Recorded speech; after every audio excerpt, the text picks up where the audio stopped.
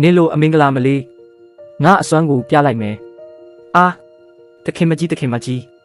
းခေတ်တစ်ကအထူးကွန်မန်ဒိုမျိုးသမီးတစ်ယောက်ဟာမတော်တဆအတိတ်ခေတ်စီအချိန်ခီးသွားပြီးဝင်ကြီးချုပ်အိမ်တော်ရဲ့ဒုတိယသမီးတော်ဖြစ်လာခဲ့ပါတယ်။သူမဟာရက်ဆက်တဲ့မိထွေးဖြစ်သူကိုလမ်းလေခေါင်မှာကောင်းကောင်းကြီးပညာပေးလိုက်ရုံနဲ့မကပဲကောက်ချစ်စင်းလဲတဲ့အမဖြစ်သူကိုလည်းပါရီတရားဆက်လွှဲရိုက်ပစ်ခဲ့ပါတယ်။တကယ်ကိုအလန်းစားပါပဲ။ကျမသူ့ကိုမျက်နှာသာပေးပြီးသားပါခုနကတင်ရှင်တို့လည်းကြားလိုက်တာပဲသူကိုယ်တိုင်ရိုက်ဖို့ပြောခဲ့တာလေကျမကသူ့ဆန္ဒကိုဖြည့်ဆည်းပေးလိုက်ရုံပါပဲ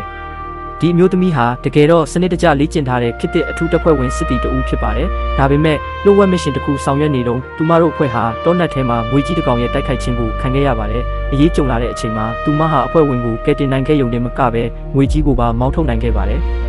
အဖွဲ့သားတွေရှေ့ဆက်ပြီးစူးစမ်းရှာဖွေနေတော့ဂူတစ်ခုထဲကနေပြင်းထန်တဲ့အချက်ပြလိုင်းတစ်ခုရုတ်တရက်ထွက်ပေါ်လာခဲ့ပါတယ်။အဲဒါကြောင့်သူမဟာအခြေအနေကိုစစ်ဆေးဖို့ဂူထဲကိုတယောက်တည်းဝင်သွားခဲ့ပါတယ်။အဲ့ဒီအချိန်မှာပဲဂူနံရံပေါ်ကလင်းထိန်နေတဲ့ဓာတ်မြောင်တစ်လက်ကသူမရဲ့အာယုံကိုချက်ချင်းဖန်ဆားသွားခဲ့ပါတယ်။အဲ့ဒီဓာတ်မြောင်ကိုသူမဆွဲထုတ်လိုက်တဲ့အချိန်မှာပဲဆူရှာတဲ့အလင်းတန်းကြောင့်သတိလစ်သွားခဲ့ပါတယ်။သူမပြန်နိုးလာတဲ့အချိန်မှာတော့အတိတ်ခေတ်ကိုရောက်ရှိသွားပြီးဝင်ကြီးချုပ်အိမ်တော်ရဲ့ဒုတိယသမီးတော်ဟန်စီချင်းဖြစ်နေပါပြီ။ဘာမှတောင်တေချာမစင်စားရသေးခင်မှာပဲအမျိုးသမီးတစ်ယောက်ကအော်ဟစ်ဆဲဆိုပြီးသူမစီပြေးဝင်လာတာကြောင့်ဟန်စီချင်းဟာဗီဇအတိုင်းပဲခြေထောက်နဲ့လွှဲကန်ပစ်လိုက်ပါတယ်။ရှင်ဘသူလဲငါကဘသူလဲဟုတ်လားနင်မသိချင်အောင်စောင့်မနေနဲ့ဟန်စီချင်းနေခင်းကြောင်တောင်ကြီးမှာအဝတ်စားမလုံးမလဲနဲ့ဘလို့တောင်နေရတာလဲလမ်းမလဲခေါင်မှာသူစိတ်ယောက်ျားနဲ့ဖောက်ပြန်နေတာနဲ့မှအဆက်ဆိုတာမရှိဘူးလားအဲ့ဒီလိုပြောပြီးနောက်မိထွေးဖြစ်သူကအစီခံတွေကိုခေါ်ပြီးသူမကိုအိမ်တော်စီပြန်ခေါ်သွားပြီးဆုံးမဖို့အမိန့်ပေးခဲ့ပါတယ်ဒါပေမဲ့ဒီစီခံတွေဟာသူမရဲ့ပြိုင်ဘက်မဟုတ်ကြပါဘူးခဏလေးတွင်းမှာပဲအားလုံးကိုအလဲအကွဲဖြစ်အောင်နှိမ်နှင်းလိုက်ပါတယ်အဲ့ဒီအချိန်မှာပဲတယောက်ကဟန်စီချင်းပေါ်ကိုရေးတအိုးနဲ့လောင်းချလိုက်ပါတယ်အဲ့ဒီနောက်မှာတော့သူမရဲ့အတိတ်မဉဏ်တွေအားလုံးအစီအီပြန်ပွင့်လာခဲ့ပါတယ်တကယ်တော့ဟန်စီချင်းငငယ်လေးကလေးကသူမရဲ့မွေးမိခင်ဟာကွယ်လွန်သွားခဲ့တာပါရက်ဆက်တဲ့မိထွေးဟာသူမကိုလုံးဝပြစ်ပယ်ထားခဲ့ပါတယ်သမီးတော်အရွယ်ရောက်လာတဲ့အခါမှာလဲအမကြီးဖြစ်သူရဲ့နှိပ်စက်ညှဉ်းပန်းမှုကိုခါးစီခံခဲ့ရပါတယ်။မကြခင်ကျင်းပတော့မဲ့မင်းသားရဲ့ကျင်ရတော်ရွေးချယ်ပွဲကိုအောင်မြင်စွာတက်ရောက်နိုင်မှုအတွက်အမဖြစ်သူဟန်ရှိအာဟာအပြင်လူတွေနဲ့ပူးပေါင်းပြီးသူမကိုအရက်ဆိုင်စီလှည့်စားခေါ်ဆောင်ကမူးအောင်တိုက်ခဲ့ပါတယ်ပြီးတော့သူမတိတ်ခါကျသွားစေဖို့အတွက်စော်ကားခံရတဲ့အောင်လှုပ်ချက်ဖန်တီးခဲ့ကြတာပါဒီလိုနည်းနဲ့မင်းသားရဲ့ကျင်ရတော်နေရာရှင်ပြိုင်ခွင့်ကိုဆုံးရှုံးအောင်လုပ်ခဲ့ကြတာဖြစ်ပါတယ်အမှန်တရားကိုသိသွားတဲ့ဟန်စီချင်းဟာလမ်းလေကောင်မတင်မိထွေးရဲ့အဝတ်စားတွေကိုဆွဲဆုပ်ပစ်ပြီးပြင်းပြင်းထန်ထန်ကန်ကြောက်လိုက်ပါတယ်ပြီးတော့ဒီတနာစရာကောင်းတဲ့ကောင်မလေးအတွက်တရားမျှတမှုရှာပေးဖို့ဆုံးဖြတ်လိုက်ပါတယ်ဟန်ရှိအာဟာသူမရဲ့ရုပ်မာမှုတွေလူသိရှင်ကြားပေါက်ကြားသွားမှာကိုကြောက်တာကြောင့်အိမ်တော်ထဲမှာပဲပုံနေပြီးအပြင်းမထွက်ရဖြစ်နေပါတယ်ဟန်ရှိအာတကားကိုမြန်ဖွင့်စမ်းမဟုတ်ရင်နင့်အမေကိုငါအားနာနေမှာမဟုတ်ဘူးနော်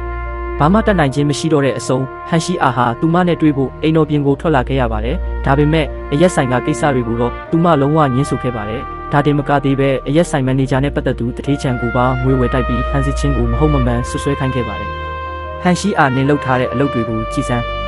နင်ညီမအပေါ်ဒီလိုလုပ်ရတယ်လားဟန်ရှိအာဟာဒီကိစ္စအတွက်ဖြေရှင်းချက်တစ်ခုပေးရမယ်ဆိုတာသိနေပါတယ်ဒါကြောင့်သူမကဟန်စီချင်းကိုဟန်ဆောင်ပန်ဆောင်တောင်းပန်ပြီးတိတ်ခါဆဲခြင်းရင်ချမ်မီသားစုစီအမြန်ဆုံးအိမ်အောင်ပြုလိုက်ဖို့အကြံပေးပါတယ်ဒါပေမဲ့မထင်မှတ်ထားပဲဟန်စီချင်းကသူမကိုပါရိုက်ပစ်လိုက်ပါတယ်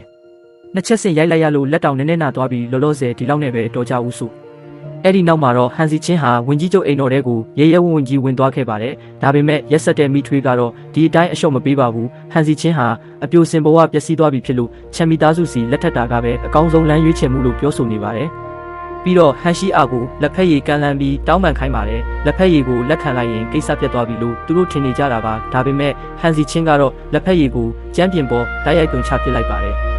သူမကငငယ်လေးကလေးကမိမိကိုလူလိုမဆက်ဆံခဲ့ကြပဲအခုမှလာပြီးလူကောင်းရောင်ဆောင်နေဖို့မလိုချောင်းပြောခဲ့ပါတယ်နောက်မှမိမိရဲ့ကိစ္စမှန်သမျှကိုကိုယ်တိုင်ပဲဆုံးဖြတ်မှာဖြစ်ပြီးဘသူရဲ့စီစဉ်ညွှန်ကြားမှုကိုမှလက်ခံမှာမဟုတ်ဘူးလို့ဆိုပါတယ်ပြောပြီးတာနဲ့သူမကအစီခံမလေးကိုအခန်းစီလိုက်ဖို့ခိုင်းပါတယ်ဒါပေမဲ့တာနာလာပါတဲ့အခန်းတစ်ခန်းစီရောက်သွားတဲ့အခါမှာတော့အစီခံမလေးကဒါဟာအမကြီးရဲ့အခန်းဖြစ်ကြောင်းအပြလဲပြောပြပါတယ်နိုင်ရှင်ကြည့်ရင်သူမရဲ့ကိုယ်ပိုင်ခန်းကတော့တကယ်ကိုစုပ်ပြတ်နွမ်းပါလာပါတယ်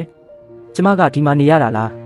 းဟုတ်ပါတယ်သမီးတော်ကျမတို့အမြဲတမ်းဒီမှာပဲနေခဲ့ကြတာလေကြီးကျယ်ခမ်းနားတဲ့ဝင်ကြီးချုပ်အိမ်တော်ကြီးကဒုတိယသမီးတော်အပေါ်ဒီလောက်အထိရက်ဆက်လိုက်မယ်လို့သူမမမျှော်လင့်ထားမိပါဘူးအစီခံမလေးထွက်သွားပြီးနောက်စပွဲပေါ်ကထူးခြားတဲ့တစ်တာတစ်လုံးကိုသူမသတိပြုမိသွားပါတယ်တစ်တာကိုထိလိုက်မိတဲ့ခဏမှာပဲဟန်စီချင်းရဲ့ငယ်စဉ်ကမှတ်ဉဏ်တွေသူမခေါင်းနဲ့ပေါ်လာခဲ့ပါတယ်တစ်တာထဲကဓားမြောင်ဟာသူမကူထဲမှာတွေ့ခဲ့တဲ့ဓားမြောင်နဲ့တပုံစံလေးပါပဲဒါပေမဲ့တစ်တာကိုဖွင့်လိုက်တဲ့အခါမှာတော့ဓားမြောင်ကိုမတွေ့ရတော့ပါဘူးသူမအိမ်ပြန်ချင်ရင်တော့ဒီဓားမြောင်ကိုအရင်ဆုံးရှာတွေ့ဖို့လိုအပ်နေပြီဆိုတာသိလိုက်ရပါတယ်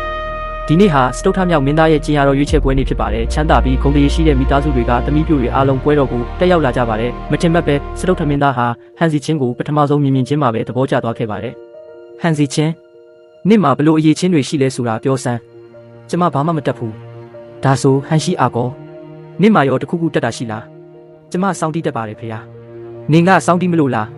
တရေတွေကိုတီးပြမလို့လားမသိဘူးအတိတ်ပဲကိုမရှိဘူး